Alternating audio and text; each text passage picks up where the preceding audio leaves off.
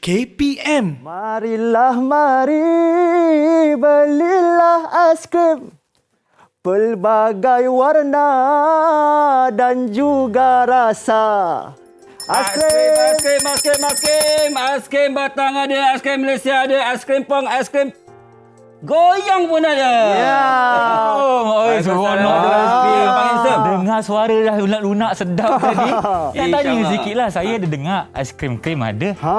Aiskrim batang pun saya pernah dengar. Betul. Aiskrim goyang tak pernah pula saya dengar. Goyang. Bukan goyang-goyang macam ni. Bukan goyang-goyang. Jadi apa ni aiskrim goyang ni? Jadi Abang Handsome tak pernah makan lagi? Tak pernah makan. Tak pernah dengar lagi? Kali pertama. Nak tahu ke? Nak tahu. Ya, tunggu selepas ni.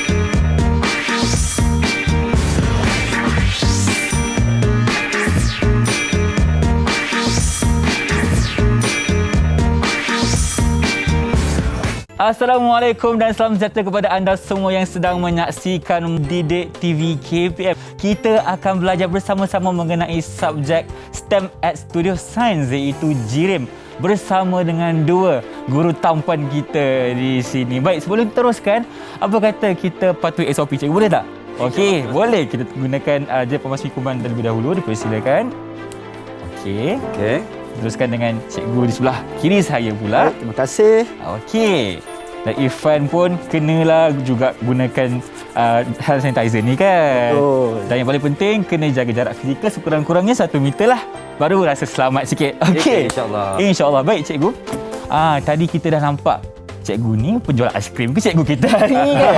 Apa kata kita perkenalan terlebih dahulu. Kita persilakan dengan cikgu Khalimi, silakan. Okay, terima kasih Irfan.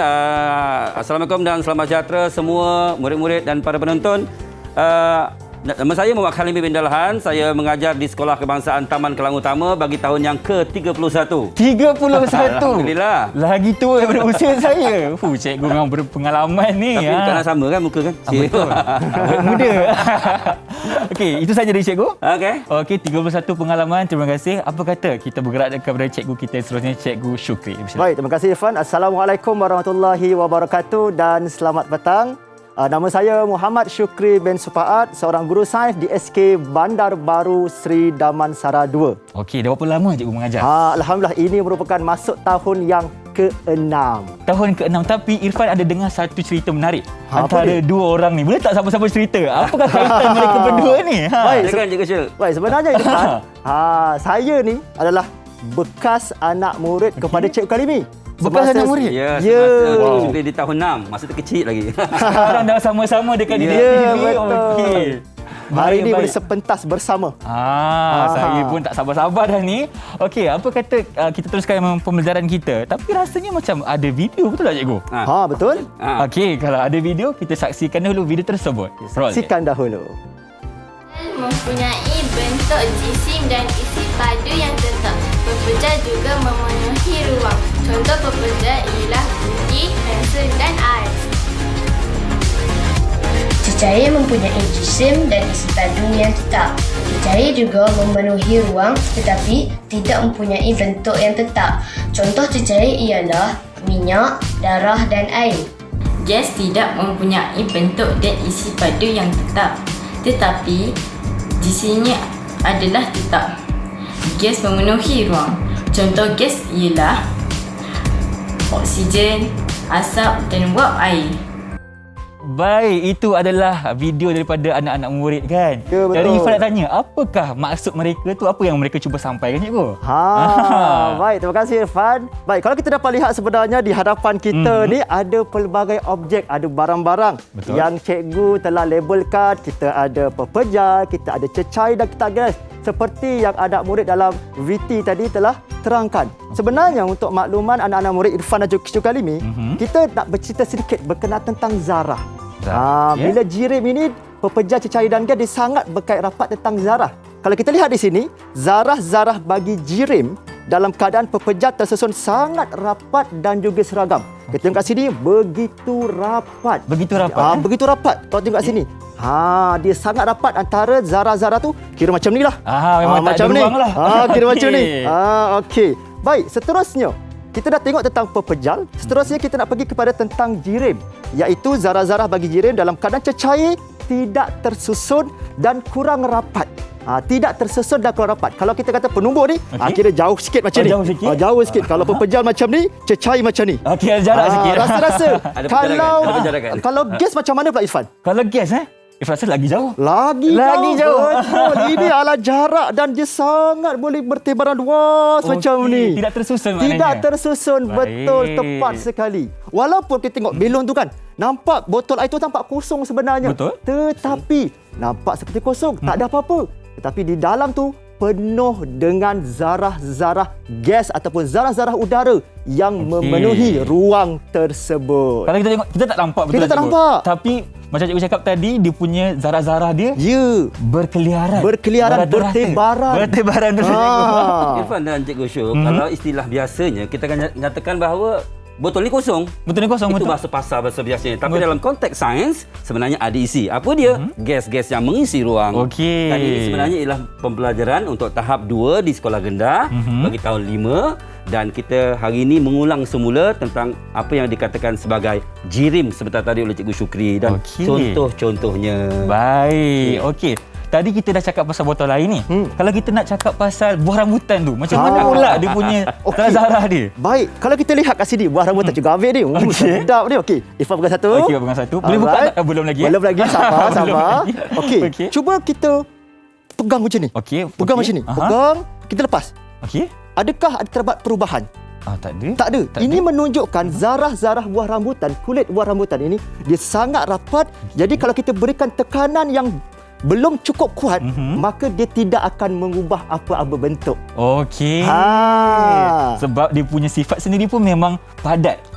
Dan tidak orang kata apa, ada ruang macam Tak ada cakap tadi. ruang Macam untuk ni dia kan bergerak. tadi. Macam ni dia. Jadi kita perlukan orang kata apa, tekanan ataupun force yang Daya. lebih kuat. Daya lebih betul. kuat. Okey. Itu saja untuk sekarang cikgu. Okey, itu saja untuk sekarang. Saya dah lebih faham mengenai Yang menarik pasal pepejal tu, Okey. contohnya di tengah-tengah ni, itu minyak apa Cikgu Syuk? apa tu cikgu? Ni margarine ataupun mentega. Okey. Pada masa yang sama, dalam keadaan sesuatu ketikanya, kadang-kadang dia dalam bentuk pepejal. Okey. Kemudian kadang-kadang boleh bertukar menjadi cecair. Dan itulah antara objektif dan matlamat hasil pembelajaran pada hari ini. Okey. Lepas kita tahu tentang 3 bentuk jirim ini, kita akan tengok apa yang akan berlaku kalau kita kenakan beberapa tindakan yang berkaitan nanti, insya-Allah. Okey, kita akan melihat transformasi. Yes, kepada transformasi. barang-barang kita. Okey cikgu, kalau macam tu sekarang ni kita berehat dulu boleh? Boleh? Kembali selepas ini ada Didik TV KPM.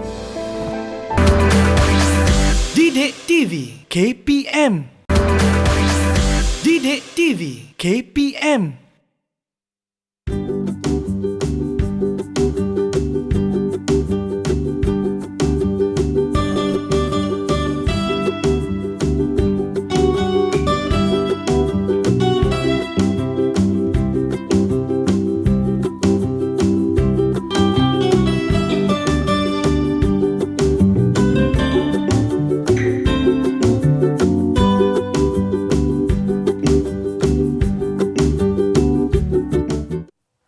Kembali bersama saya Irfan Syah dalam rancangan di Didik TV KPM. Tadi di segmen yang pertama kita dah mengenali bersama cikgu-cikgu kita mengenai 3 keadaan jirim, iaitu pepejal, cecair dan juga gas. Yes, Dan betul. untuk segmen kedua ni apa pula yang kita akan lakukan cikgu?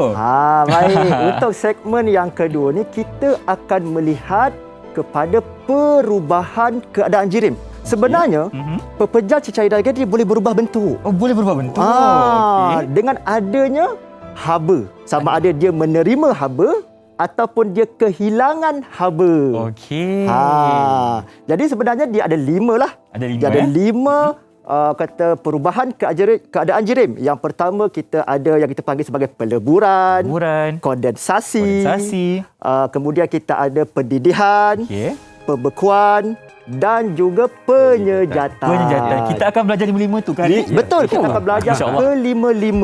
Okey, yang pertama sekali cikgu? Okey, yang pertama sekali hari ini cikgu nak mulakan sesi gelanggang perubahan keadaan jirim kita dengan proses, nama dia proses peleburan. Proses peleburan. Okey. Dia bermula daripada kata lebu. Lebu. Biasa kita kata cair kan. Betul. Tapi sebenarnya istilah yang tepat adalah lebu ataupun kita panggil sebagai peleburan. Jadi sebenarnya peleburan tu apa dia? Tara, ini dia. Baik, proses peleburan itu kalau kita dapat lihat sebenarnya dia adalah daripada pepejal, dia berubah menjadi cecair. Pepejal dia pergi ke cecair, dia adalah proses peleburan. Dan macam mana dia boleh melebu? Contohnya kita tengok aiskrim ni dalam masa yang beberapa ketika kita tengok dah cair dah aiskrim ni. Dah jadi air pula. Jadi bukan aiskrim tapi air. Aiskrim. Okey. Sebenarnya ais melebu menjadi air apabila ais menerima haba daripada persekitaran kita. Sebenarnya kita kan ketahuan kita ada suhu-suhu bilik 25 darjah Celsius, 32 darjah Celsius, 37 darjah Celsius. Itu merujuk kepada ukuran bagi suhu. Suhu itulah yang akan ataupun haba pada suhu itulah yang akan meleburkan, memberi haba kepada satu objek, contohnya ais, supaya dia boleh melebu. Okey, nampak tak?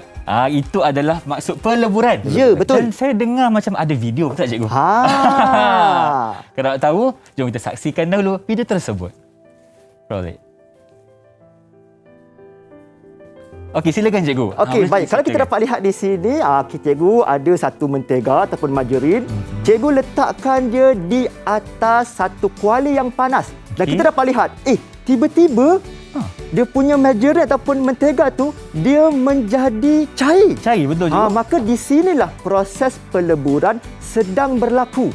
Apabila margarin ataupun mentega tersebut dia menerima haba daripada kuali yang panas ni, dan akhirnya dia melebur menjadi minyak. Agak-agaknya cikgu, berapa suhu yang digunakan? Baik, sudah pastilah suhunya melebihi daripada 100 darjah Celsius. Sebab itu apabila kita menggunakan peralatan elektrik sebenarnya Irfan, kita mesti menjaga keselamatan. Betul. Kalau kanak-kanak kena mendapatkan pengawasan dan pemantauan serta pertolongan daripada orang yang lebih tua, especially mak ayah ataupun abang dan juga kakak. Kita tak boleh buat sendiri sebab takut rumah terbakar. Kita tak nak macam tu. Kita tak nak macam tu. Kan? Okey, itu adalah untuk proses yang pertama. Mungkin boleh terangkan sikit tentang bagaimana keadaan mantega tadi dengan ais yang biasa. Ada tak perbezaannya? Irfan perasan tak? Ais tu kalau letak saja dia dah mencair. Betul. Tapi mentega tadi dalam bekas tak cair pun. Bisa kita terangkan? Baik, sebenarnya kalau kita tengok perbezaan mentega dan juga ais, sebab benda ni kita biasa jumpa kat rumah. Betul. Sebenarnya kalau kita tengok ais, dia punya takat lebu dia adalah pada 0 darjah Celsius. Jadi sebenarnya kalau kita letak macam tu ais, maka dia boleh melebu dengan begitu sahaja tanpa memerlukan haba-haba yang daripada yang hebat-hebat lah. Tak perlu panas sangat, tak perlu panaskan api semua, tak perlu. Kita letak tepi pun boleh letak tepi saja, biar dalam masa 5 minit. Kejap lagi cairlah dia, lebulah dia. Tetapi kalau bahan-bahan lain, contohnya margarin, mentega, dia memerlukan satu haba yang cukup. Jadi setiap bahan sebenarnya Irfan, anak-anak yang berada di rumah, dia mempunyai takat lebu yang berbeza. Takat lebu yang berbeza. Tak sama. Jadi bila sampai takat lebu tersebut, suhu takat lebu tersebut, maka dia akan mula melebu. Dia akan berubahlah dia punya sifat dia tu. Ya, daripada pepejal pergi kepada berubah menjadi cecair. Okey, itu adalah untuk peleburan. Ya. Yang kedua cikgu? Yang kedua, ini adalah satu lagi proses yang menarik, iaitu mungkin satu perkataan yang baru yang dipanggil kondensasi. Kondensasi. Apakah itu? Sebenarnya untuk maklumat Irfan, Cikgu Khalimi dan juga anak murid yang berada di rumah, proses kondensasi ini merujuk kepada perubahan sifat orang kata jirim bagi daripada gas pergi ke cecair. Boleh cikgu Boleh. Okey, boleh. Gas tu ni sebenarnya. boleh pergi cecair. Yang kita tak nampak tu, dia boleh menjadi cecair sebenarnya. Oh, okey. Nampak magic, nampak wow Betul. faktor kat situ. Tapi sebenarnya apa konsep sains di sebalik perkara tersebut? Sebenarnya proses kondensasi air berlaku apabila wap air kehilangan haba ke persekitaran. Okey. Tadi peleburan dia terima haba. Sekarang kondensasi dia kehilangan haba. Dia macam haba pergi jauh-jauh. Tak nak haba. Macam tu. Okey. Okey, contohnya kita dapat lihat contoh pagi-pagi kan. Kita tengok malam tadi tak hujan pun. Betul? Tiba-tiba daun ni basah, rumput basah. Kereta ayah kita pun basah juga. Bukan hujan pun kan? Bukan hujan pun. Tapi sebenarnya itulah proses kondensasi wap air pada waktu malam tersebut yang sejuk akhirnya bertukar daripada gas pergi ke cecair iaitu menjadi air. Cikgu Su, kita nak sambung Cikgu Su. Ya, Kamera silakan. tolong fokus kepada air sirap tu. Nampak macam manis, menggairahkan kan? Betul. Oh, sedap kalau kita minum. Jadi kita tahu tadi warna merah, Warna merah. sirap tu. Rasa manis. Agak-agak Irfan lah. Kalau dia berpeluh kat luar tu, yang ada macam menitik peluh tu, Okey. agak apa rasanya, apa warnanya Irfan? Oh, yang dekat luar tu kan cikgu? Dekat luar tu macam berpeluh tu. Ifan rasa mungkin, Manis kot, manis. Sebab macam yang kat dalam tu keluar bukan? tapi Ifan rasa macam tak ada rasa cikgu. Oh, hebat. Ini memang pasti dapat TV6 masa kat sekolah ni. Amin. Betul, cikgu. Betul. kan? Dia adalah proses kondensasi di mana wap air tersebut telah bertukar menjadi air dan air sebenarnya kita panggil dia sebagai air suling. Air suling. Air suling. Maknanya bukan air daripada dalam tadi dikeluar. Ya, betul. Dan warna merah ada dalam tadi, bila di luar tiada warna. Tiada warna putih saja sebab itu adalah gas yang dari luar bertukar kepada cecair. Betul. Mungkin Dan boleh sebenarnya- satu praktikal Cikgu Sukri. Dan sebenarnya kita boleh buat praktikal secara langsung. Kita Boleh? dapat kita perlukan cermin. Wow. Ada cermin kita tadi. perlukan cermin. Okey, Tapi okey. tak adalah saya dengan cermin kat sini Silakan. kan ada. Saya Okey, nak boleh. biasa cermin ni kita nak buat apa Irfan? Selalu kita akan tengok rambut. Tengok rambut, nampak. Irfan memang dah handsome kacak bergaya. Kan? Jadi sebenarnya, untuk aktiviti ni sebenarnya Irfan, kami berdua perlu untuk membuka mas seketika. Okey, boleh. Okey. Kita benarkan. Jadi izinkan kami membuka mas seketika. Silakan. Dan sebenarnya objek yang kedua ataupun bahan bantu yang kedua adalah manusia. Adalah kepada kita melihat kepada manusia. Okey. Iaitu yang kita panggil sebagai apa dia? Ini. Alright. Okey. Jadi apa yang kami berdua akan buat? Okey. Okey, saya ready? Okey. Mudah sahaja. Apa yang kami akan buat adalah kami akan kami akan hembuskan. Kita kat dia. hembuskan. Hembuskan. Biasanya kita nampak orang kita ada akan kacamata. hembuskan. Dan Kacamata dia buat macam ikan su. Dan kalau kita lihat sebenarnya ada seperti kabus-kabus di sini. Boleh Kalau tunjuk kamera dekat dapat kamera? zoom kita lihat dia ada zoom dekat sini, dia ada kabus-kabus. Kalau cikgu ni kita boleh buat tanda X dekat situ. Okey. Sebabnya apa? Sebabnya kita tahu bahawa selain daripada karbon dioksida, manusia juga membebaskan wap air. Betul. Jadi wap air itu bila kena pada satu permukaan dan berlakunya kehilangan haba, maka berubahlah menjadi air. Okey. Tapi titisan-titisan air yang haluslah di sini. Dia bukan- tak nak nampak berderai, jatuh, mengalir Adalah macam air ada hujan terjun. kat situ ke apa kan? Betul. Okey. Okey, mungkin cikgu boleh pakai. Cikgu dah selesai pakai okey. untuk mengukus dia. Dengan saya. Okey. Sempatlah Okey. tadi tengok muka sejak. Sempat lagi betul-betul rambut. Okey. Okey, jadi itulah proses kondensasi lah. Kondensasi di mana? Di mana gas gas bertukar ataupun berubah menjadi cecair. cecair. Okey. Teruskan cikgu. Okey, baik. Yang ketiga. Seterusnya, yang ketiga adalah proses penyejatan. Penjatan Proses Okey, penyejatan. Dalam kata erti sejat Sejat. ataupun tersejat. Ah. Jadi Bukan penyejatan yang tu apa dia? Bukan hem-hem tu Bukan. Okey. Ah. Proses penyejatan itu adalah proses di mana cecair berubah menjadi gas. Cecair menjadi gas. Cecair Okey, berubah okey. menjadi gas. Contohnya kalau kita lihat sini. Ni. Biasa hari-hari mak ayah kita ataupun kita sendiri kan, kalau kita sebab anak murid yang rajin, kita akan kata panggil sidai ataupun ampaian baju kita sendiri. Betul. Jadi Kita letak kat pagi mak kata pagi-pagi Sungguh, kena rajin. sidai. Sungguh. Saya rajin. Dia kata tolong rumah.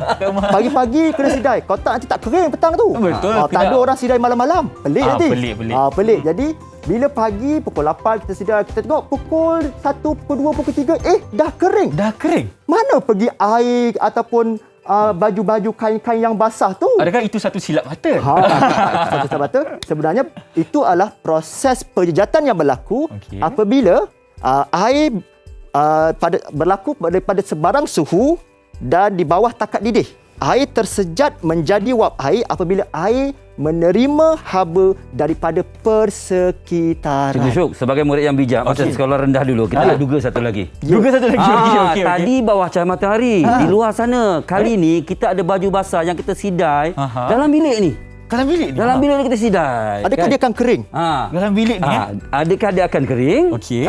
Itu yang pertanyaan tadi. Tadi itu bawah matahari. Matahari peranannya. Tapi ni dalam bilik. Dalam Kering ke? bilik. Fine. Irfan rasa boleh, tetapi akan memakan masa yang lagi lama. Mantap. Betul. Maksudnya ia tidak terikat dengan suhu. Betul. Cuma kalau ada matahari, ada pemanas, dia akan berlaku dengan lebih Cepat. Memang Cepat. sah lah ni. Memang Boleh TP6 Memang Dah. murid yang bijak, murid yang pandai. Okey. Tapi TP6 perlu disertai dengan projek, dengan apa ni, kemahiran bertutur, bertulis dan sebagainya lah. Lepas tu Ini kita- sebagai permulaan yang baik. Permulaan ni baik. Okey. Okey. Jadi itu adalah merujuk kepada proses penjejatan di mana cecair berubah menjadi gas. Okey. So kita dah belajar tentang tiga. Tiga. Tak ada lagi dua. Lagi dua siapa pula ni? Yang ceritakan Lagi ni? dua. Okey, silakan Cikgu Alimi. Untuk meneruskan. Sama-sama dah Tadi ni. ialah Okey. berkaitan dengan peleburan, penyejatan dan kondensasi. Betul. Untuk yang ketiga ialah pembekuan. Pembekuan ni agak mudah. Okey. Sebabnya apa? Kita pun biasa dengar masa Irfan kecil dulu frozen kan? Betul. Freezing, iaitu pembekuan. Pada masa yang sama kalau kita tengok rujuk kepada gambar ini, daripada air, air bertukar menjadi ais. Ais. Dalam buku teks kita gunakan air batu. Air batu. Tapi yang kita selalu guna ialah ais, memang itulah sebab air batu ialah bahasa pasar. Bahasa Jadi pasar. dalam peperiksaan pastikan anak-anak murid tulis ais lah. Bukan air batu lah. Air batu ya. Jadi daripada air bertukar menjadi ais, iaitu cecair bertukar kepada pepejal. Jadi bentuknya yang tidak tetap, masa tu dia renggang antara satu sama lain, bila disejukkan dengan sampai ke takat beku objek tersebut, maka dia akan jadi pepejal. Rapat, Jadi apa rapat. dia proses pembekuan? Cecair berubah menjadi pepejal, contohnya air membeku menjadi ais apabila air kehilangan haba ke persekitaran. Maksudnya ia lebih cepat kalau berlaku dalam beberapa mesin ataupun perkara yang menyebabkan haba itu hilang. Sebagai contoh, pembinaan aiskrim. Pembinaan aiskrim. Tadi kan dah jual aiskrim. Yang tu untuk yang akhir nanti. Okey, Dan okey, seterusnya ialah yang terakhir, terakhir. pendidihan, dan kita akan nampak sedikit video yang Ada kita video, berikan tu. Okey. Okey, silakan. Kita saksikan dulu video. Okey, mungkin cikgu boleh mulakan Okey, dulu. dia aplikasi tu tapi kita tak buat di sini Okey. atas SOP. Jadi ini contohnya, ini sebenarnya ialah pengukus. Pengukus, Pengukus.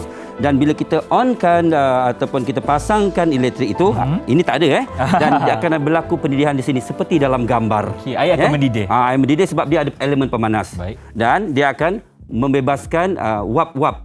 Dan pada masa yang sama kalau kita lihat kepada gambar yang dalam tayangan sekarang, sebenarnya air yang nampak macam menitis itu sebenarnya ialah asalnya ialah wap yang terhasil daripada pendidihan tadi. Okey. Dan bila dia terkumpul pada penutup bekas ini, dan dia akan jatuh dan terkumpul macam ni. Jadi kalau kita sandingkan, dia akan jatuh. Seperti yang Cikgu Sukri tadi cakap. Betul. Itu ialah hasil daripada penyejatan dan pendidihan. Okey, maknanya bukanlah air yang dalam ni. Dia terhasil daripada gas-gas. Ya, dan ini sebenarnya dapur. Oh, dapur. Ini apa ni? Nak masak apa? Nak lemang ke? Masak nasi ke? Masak apa, Fanda kakak? Kita nak kukus. Pandai. Contohnya kita letak, bayangkan kita ada kuih, Okey. kuih pau. Betul. Lagi apa? Kita letak Kita ada dimsum. Dimsum. Sedap memang. Jadi di sini seperti tadi, dia ada elemen pemanas yang menyebabkan air mendidih, Okey. dan kemudian wap akan naik ke atas. Jadi makanan tersebut akan dipanaskan menggunakan wap, Baik. bukan menggunakan api. Ah. Dan kemudian wap itu yang berlebihan akan jatuh semula, dan Okey. ini antara kaedah yang banyak digunakan di rumah-rumah dan sebab dia nampak selamat. Tapi pastikan kalau kita menggunakan alatan elektrik mesti ada aspek-aspek keselamatan. Itu yang paling penting. Okey cikgu, sekarang ni kita akan teruskan dengan segmen seterusnya, tapi kita nak berehat dulu. Kembali selepas ini hanya di Didik TV KPM. Didik TV KPM. Didik TV KPM.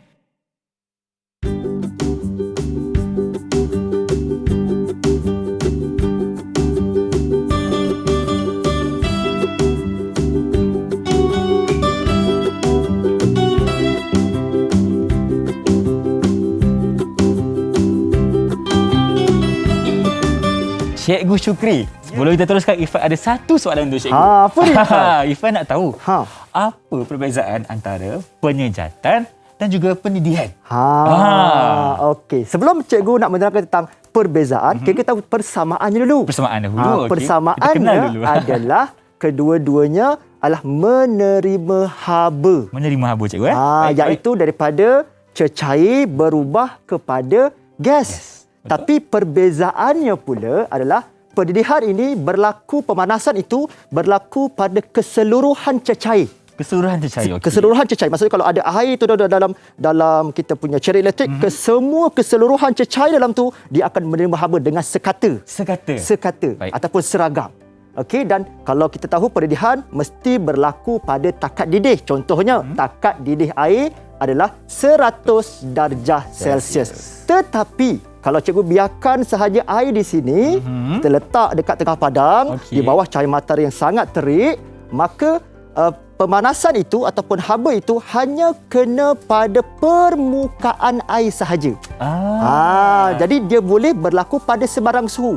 Dan maksudnya tak perlu mendidih lah. Tak perlu sampai 100 darjah Celsius. Masih lagi proses penjejatan itu boleh berlaku. Sama dengan situasi baju basah yang kita sidai dalam bilik. Macam Pak cakap tadi tu. Okey. Pemanasan. Tetapi tetap berlaku sebab suhu di dalam bilik bukan sifar. Betul. Kosong. Betul. Jadi dan juga 100. Dan kalau kita bagi kata haba sedikit tapi tak sampai pun mendidih, contohnya kita ada ini merupakan satu tuala basah. Cuba Ifan pegang, basah tak? Basah cikgu. Basah kan? Okey, jadi cikgu nak tunjukkan sekarang ni macam mana proses penyejatan itu boleh berlaku. Kalau kita nak letak saja dia mengambil masa yang sangat lama lah. Mungkin esok pagi baru kering ni. Kan? Jadi cikgu gunakan sedikit alat pemanas yang kita panggil sebagai hair dryer. Okey, cikgu buka sikit. Okey. Dan Ifan, tolong Ifan. Okey, boleh. Okey. Cikgu ni. Okey. Ini dia tengok ni. Okey. Alright. Kita bagi dalam masa 10 saat lagi. 10 saat, okey. 10, 9, 8, 7, 6, 5, 4, 3, 2, 1. Okey, kita offkan. Okay, cuba Irfan pegang yang di tengah-tengah tu. Adakah dia kering ataupun masih lagi basah? Kena kering cikgu? Kering, tapi yang di tepi-tepi tu masih basah. Masih basah. Itu menunjukkan bahawa di tengah itu telah berlakunya proses penyejatan. Okey, sebab kita dah menggunakan haba daripada menggunakan haba tu. Sama prinsipnya dengan kalau kita keluar daripada washroom dan sebagainya, kita akan letakkan pada satu alat pemanas, itulah fungsinya. Kita akan jadi kering. Baik. Okey cikgu, kita dah pegang-pegang macam-macam barang kan. Kita kena jaga SOP lah. Right. Kita gunakan dulu je pemas pikuman. Okey, baik, terima kasih. Betul. Kita belajar juga. Belajar juga. Kena jaga. Keselamatan harus diutamakan. Okey. Itu antara perbezaan bagi pendidihan dan juga penyejatan. Cikgu kena jugalah. Okey. Pak ni nak pegang yang lain pula. Sekarang ni rasanya sesi untuk cikgu kali ni, betul tak? Betul. Sesi yang dinanti-nantikan. Silakan cikgu. Aiskrim. Katanya dah biasa aiskrim batang, aiskrim Malaysia dan aiskrim goyang yang tadi Abang Insem tak pernah tengok lagi. Okey, pada asasnya pembinaan aiskrim itu mestilah menggunakan freezer ataupun peti sejuk di mana-mana pun. Tetapi pelik tak? Ini ialah satu tong aiskrim yang dibawa oleh para penjual ke taman perumahan, ke kampung-kampung. Ambil pagi sampai petang dan dalam ni aiskrimnya tak cair pun. Betul. Jadi dari mana datangnya ejen-ejen untuk menjadikan ia kekal sejuk? Dan pada masa yang sama, nak ceritanya sebenarnya untuk makluman untuk peringkat sekarang, ramai penjual-penjual pengusaha menggunakan satu plat. Saya tak perlu angkat. Satu plat dipanggil air garam. Air garam ini yang mana telah pun disimpan lama dalam peti sejuk sekurang-kurangnya 8 jam. 8 jam. Dan kemudian plate ini menyebabkan air garam dalam tu membeku dan diletakkan di sekeliling bekas ini. Okey, dia ada keseluruhan bekas tu lah. Keseluruhan juga. Bawah, kanan, kiri, keseluruhannya. Dan aiskrim ini akan kekal sebegitu paling tidak 8 jam. 8 jam sekurang-kurangnya. Jadi kalau kita perasan tadi, rupanya ada ejen yang menyebabkan persekitaran tu kekal sejuk. Okey. Malahan di bawah 0 darjah Celsius. Sebab itulah kita beralih kepada bagaimana nak buat aiskrim goyang. Kita saksikan klip video ini. Okey, silakan, Ini ialah bendanya, perkara ni. Dan pada masa yang sama, ini ialah kita letakkan garam sebanyak 8 kilogram untuk bekas yang sebegini. Banyak juga, cikgu. Garam ya. Garam. Jadi garam biasa, garam masak tu, kalau sebaiknya kita campur garam yang halus dengan garam yang kasar. Okey. Dan pada masa yang sama kita campurkan, kita gaulkan. Kalau boleh saya buka sekali. Kalau kamera boleh saksikan. Dan pada masa yang sama, ini sebagai penggalak untuk suhu dalam kawasan ini kekal sejuk, malahan berkurang kerana kehadiran garam. Selepas tu kita perlu letakkan ais. Ini untuk aiskrim goyang ni lah. Kalau kita buat sebegini tak perlu. Dan letakkan ais. Okey, dan ais ni kalau boleh ais yang betul-betul besar ataupun betul masak. Dan kemudian kita tuang air. Tuang air. Kalau ikut daripada acuan ini ialah setinggi lubang-lubang yang ada di sini lah. Okey. Fungsi air ni apa, cikgu? Ya. Fungsi air air ni sebenarnya nanti dia akan mencampurkan, mengadukkan antara garam dengan air-air yang ada di dalam ni. Menyebabkan air itu akan menjadi bertambah sejuk. Kemudiannya kita akan masukkan acuan. Acuan ni yang mana dia daripada steel, daripada logam, daripada zinc, dan kita boleh letaklah apa-apa perisa yang kita nak. Okey. Perisa strawberry, perisa orange, perisa sirap, dan untuk mengadukkan kita akan goyang. Inilah yang dinamakan aiskrim goyang. Cikgu boleh tak goyang ke sikit, cikgu? Boleh. Cuma bila tidak ada aisnya dia agak kesat lah. Macam tu seperti yang kita tengok tadi. Dan hasilnya selepas paling tidak 30 minit. 30 minit je? 30 minit kita akan dapati seperti dalam tengok sekarang. Ya. Air berperisa yang kita masukkan tadi akan membeku. Wow. Sebab ais dan juga garam tadi sebati menyebabkan suhunya terlalu rendah dan air berperisa tadi semuanya membeku. Dan pada masa yang sama bila nak ambil macam mana, kita sediakan macam lidi sate dan kita cucukkan dan kita angkat dan kita akan dapatlah rasa aiskrim goyang itu. Cuma kini dah letak agak lama jadi agak mencair. Inilah dia aiskrim goyang. Dan pada masa yang sama, satu aktiviti yang terdapat dalam buku teks sains tahun 5. Tahun 5 je. Ya, aplikasinya di sini dan ini merupakan salah satu daripada aplikasi yang menarik, yang dijaja, yang menjadi satu mata pencerian kepada penjual aiskrim sebab antara lain ialah dia ni jarang didapati. Dan macam kita sebut tadi tidak menggunakan alatan elektrik, peti sejuk dan yang lain-lain. Maknanya kita boleh jimatkan kos lah, cikgu. Ya, betul. Jadi kalau misal kata kita nakkan aiskrim yang berperisa seperti contoh yang ini mungkin ramai tahu ini ialah aiskrim Malaysia yang agak seringkat dan yang ini ialah aiskrim yang berjenama dan pada masa yang sama aiskrim ni kita ada pantang larang kan Cikgu Syuk? Betul. Maknanya kita tak boleh makan terlalu keras sebab air berperisa, banyak manisan betul. Dia macam tu sebagai snack kan. Jadi benda snack ni dia tak boleh nak terlalu kerap sebab kita suka benda yang sedap, benda yang manis tapi kesihatan tetap perlu kita jaga. Betul. Yang paling penting sekali kita tak boleh ambil secara berlebihan. Ya, betul. Kita kena sedang-sedang je kan. Yang sedang-sedang saja. Okey cikgu, Ifat nak tanya. Kan cikgu cakap tadi waktu kita nak ambil aiskrim tu kita masukkan lidi, betul tak? Betul. Susah tak kita nak cabut aiskrim tu keluar? Tu kalau ikutkan dia bergantung kepada lama masa dan benda tu sebenarnya kita buat lidi tu semasa dia separuh masak. Kalau kita dah dapati dia dah keras betul-betul, macam mana kita nak masukkan lidi? Okey. Jadi maknanya kalau lah misal maaf kita sebut kalau kita nak makan sekitar pukul 3, kita kena buat sekitar pukul 2 1 jam awal. 1 jam dan awal. selepas setengah jam tu kita kena sedia untuk meletakkan lidi itu sebagai pemegang kepada aiskrim tersebut. Okay, maknanya kita tak boleh bagi dia betul-betul beku. Kita Ya kena betul bagi sebab dia keras dan itulah yang berlaku daripada cecair, air berperisa, biasa air sirap, air urin, air strawberry masuk dalam tu dan dia akan membeku sedikit demi sedikit. Sebelum membeku keseluruhannya kita letakkan pemegang iaitu lidi sate. Lidi sate. Sebab tu kalau di pasaran ini adalah antara aiskrim yang termurah lah berbanding dengan aiskrim komersial sekarang. Kalau kita pun boleh buat sendiri di rumah kan. Betul. Ya, betul. Kalau apa jadi kalau kita tukar garam tu pergi gula, boleh ke? Pendapat Irfan?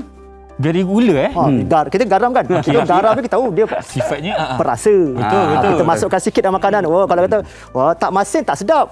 Masin lebih pun ya Allah masinnya. Masinnya kan. So dia kena secukup rasa orang kata. Tapi kalau kita masukkan kat sini dekat ais tu dia jadi ejen yang menurunkan suhu. Okey. Kalau kita letak gula sebab garam biasanya dia sangat berkaitan dengan gula. Betul. Apa jadi dekat ais tu? Kalau Irfan rasa gula dia tak akan jadi apa-apa. Dia tak akan jadi apa-apa. Kali yang ketiga dapat 10 bintang. Dapat 10 bintang. Jadi ais gula lah. Jadi ais Tapi gula. Jadi ais gula lah kan tu. lebih mahal daripada garam. Jadi kalau kita nak buat pun kos tinggi berapa sebatang dia nak jual takkan harga RM2. Betul, siapa nak beli? Tapi memang garam merupakan ejen bagi merendahkan suhu persekitaran ais tersebut. Yes, Menyebabkan tepat ia sekali. kekal sejuk sebegitu.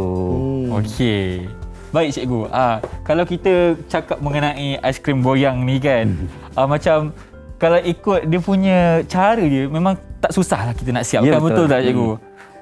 Tapi remeh sebenarnya. Kenapa remeh cikgu? Untuk makluman, kita cari garam sekilo tu 7 kilo. Setiap kali nak buat kena letakkan garam 7 kilo. Okey. Jadi bukan semua kedai ada 7 kilo tu. Betul. Takkan nak beli yang sekampit 60 sen tu. Yes. Dan pada masa yang sama remeh sebab kalau kita nampak di sini kadang-kadang bila kita tuang sendiri itu dia menjadi orang kata melimpah dan sebagainya. Jadi kadang-kadang sampai terjadi yang garam ni pula masuk dalam macuan ni. Dan kita rasa macam tak sedap. Itu macam kita nak makan. Apa pasal aiskrim perisa garam pula.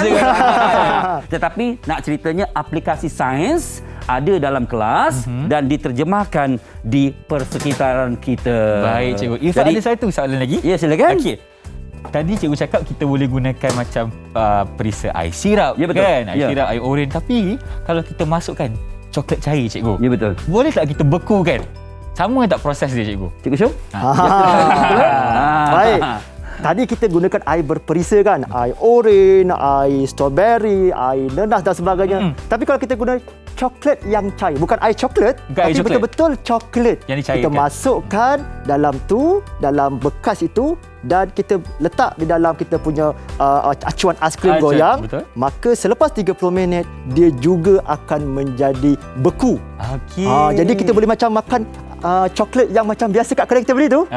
Cuma dia punya bentuk seolah seperti aiskrim lah. Seperti aiskrim lah. So Okey. macam lebih menarik dan lebih orang kata lebih disukai oleh kanak-kanak ataupun anak-anak di luar sana. Okey, baik. Selagi sifatnya adalah cair, Ya. ia boleh dibekukan menggunakan mesin aiskrim goyang tadi. Betul tak? Ya, betul. Tepat sekali. Baiklah, sekarang ni kita pun dah tahu mengenai aiskrim goyang ni macam mana prosesnya kan. Dia punya kesusahan, kesenangan untuk kita siapkan aiskrim goyang. Sekarang ni kita nak berehat dulu, boleh cikgu? Boleh? Kembali selepas ini hanya di Didik TV KPM. Didik TV KPM. Didik TV KPM.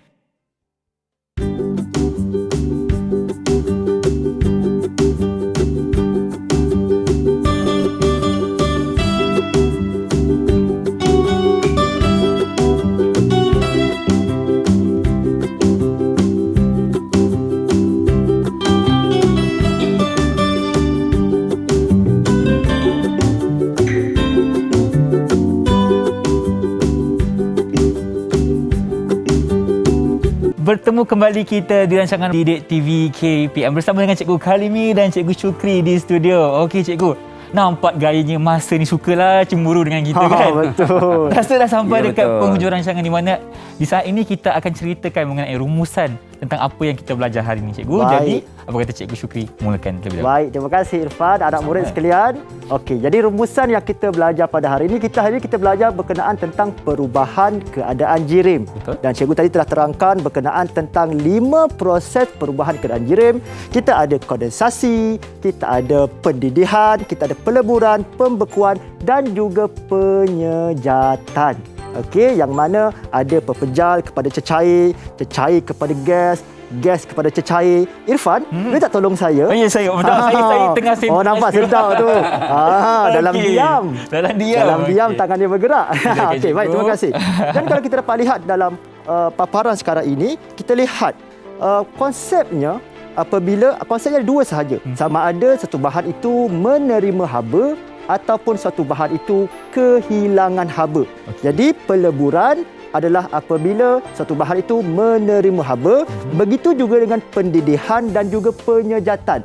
Dia juga menerima haba. Baik. Manakala 2 proses yang kehilangan haba adalah kondensasi dan juga pembekuan. Ini dia. Okey, baik. Tetapi yang ini Cikgu Syuk, Ya. kita boleh buat dalam pelbagai keadaan. Betul. Dan ini ialah simulasi kita hands-on activity Betul. ataupun kita buat aktiviti bersama murid-murid. Betul. Mungkin kita nak cerita yang semula jadi Cikgu Syuk? Yang jadi. semula jadi pula. Okey, baik. Silakan. Baik. Okey, terima kasih. Sama-sama, cikgu. Dan sebenarnya fenomena alam semula jadi, kita tahu bahawa hujan berlaku, betul? Betul. Tapi adakah kita tahu sebenarnya macam mana hujan terjadi? Tiba-tiba ada air turun dari langit. Ada siapa-siapa sembuh air ke atas ke? Ada prosesnya betul tak, cikgu? Kan? Okey. Kalau kita tengok cerita kartun, banyak sangat pelbagai Gambaran mengenai imajinasi hujan, kan? dan Betul. gambaran yang berada di atas. Tapi sebenarnya anak murid sekalian, kita kena sedar bahawa fenomena alam, kejadian ataupun kitaran air hujan berlaku, dia melibatkan tentang 2 proses perubahan keadaan jirim. Yang pertama, air akan tersejat. Tak kisahlah air di tasik, di laut, di sungai atau di mana, or even sekalipun lopak air sekalipun. Okey. Macam kita tadi, baju yang basah kita keringkan, maka berlakunya penyejatan di seluruh rata bumi. Betul. Yang mana daripada air tersebut akan menerima haba dan naik ke atas menjadi wap air. Dan apabila di atas, dekat atas tu sebenarnya kalau ikutkan, dia panas ke sejuk sebenarnya kalau ikutlah betul. Kalau ikut macam panas, cikgu. Panas juga sebab dekat dengan matahari. Matahari, ya. Semasa saya kecil dulu, saya fikir macam tu. Okey. Tapi nasib baiklah Cikgu Kalimi. Cikgu Halimi. Dia betulkan saya dah tu. Okey. Sebenarnya walaupun kita dekat dengan matahari, tapi bukan maksudnya kita panas. Tapi di situlah suhu akan semakin berkurang. Macam kita naik dekat Genting Highland, kamera Highland, tanah tinggi kan. Makin tinggi makin Kita sejuk. makin tinggi makin sejuk. Bukan makin Betul tinggi lah, makin Cikgu panas. Halimi. Jadi di situ apa terjadi? Wap air akan menjadi ataupun terkondensasi menjadi titisan-titisan air yang halus. Yang halus. Halus. Kemudian bergabung menjadi titisan air yang besar, menjadi awan yang besar, yang sangat berat dan akhirnya bila dia kata dah berat sangat, tak tahan ni, tak boleh nak tampung lah ni.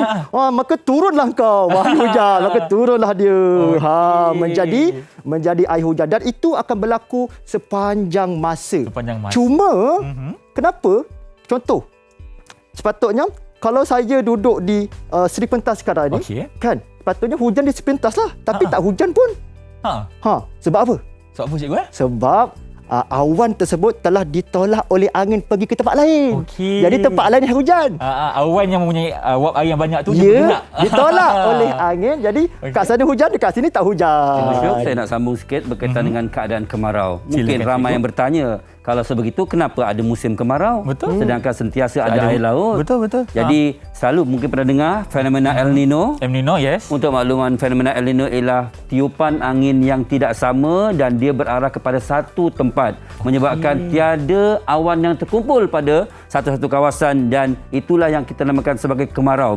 Bermaksud ketiadaan awan yang terkumpul ini dalam jangka masa yang lama, yang lama dan ini yang dipanggil sebagai El Nino, fenomena yang berlaku kepada beberapa tempat. Jadi ini boleh dianggap sebagai satu fenomena alam di luar kuasa kita dan bila kita belajar, inilah juga masanya kita mengagungkan kebesaran ciptaan Allah Subhanahu Wa Taala, kebesaran Tuhan yang menjadikan pelbagai ciptaan untuk kita hidup di bumi ini. Betul tu, cikgu. Itu saja dulu Cikgu Syukri. Ya, betul. Okey, terima kasih banyak Cikgu. Baik, terima Bagaimana kasih, pula Ustaz. kata-kata Dan akhir dari Cikgu? saya cuma nak rumuskan tentang apa yang kita belajar pada hari ini supaya dapat antara lain ialah yang pertama memerihalkan perubahan keadaan jirim bagi air yang kita berkaitan dengan penyejatan, kita gunakan pengering rambut, kita nampak tadi penggunaan pengukus dan menjelaskan dengan contoh perubahan keadaan jirim berlaku apabila jirim menerima atau kehilangan haba dengan menjalankan aktiviti sebentar tadi. Betul. Dalam konteks kita dalam kelas, kalau murid boleh menceritakan apa maksud pembekuan perubahan keadaan jirim daripada cecair ke pepejal, boleh kita beri tahap penguasaan 2 ataupun 3. 2 atau 3. Dan daripada kemaran ini, kita teruskan kepada aktiviti-aktiviti sebegini dan boleh menceritakan kepada yang lain untuk mencapai TP5 dan TP6. Terima kasih. Okey, baiklah. Terima kasih lagi sekali Cikgu Kalimie dan Terima juga kasih. Cikgu Terima kasih Syukri kerana kembali. bersama kami Bermanfaat. pada hari ini dalam rancangan Didik TV KPM. Berjumpa lagi. Assalamualaikum dan bye-bye. Cikgu, Bye-bye. saya nak aiskrim dulu Cikgu. Ya,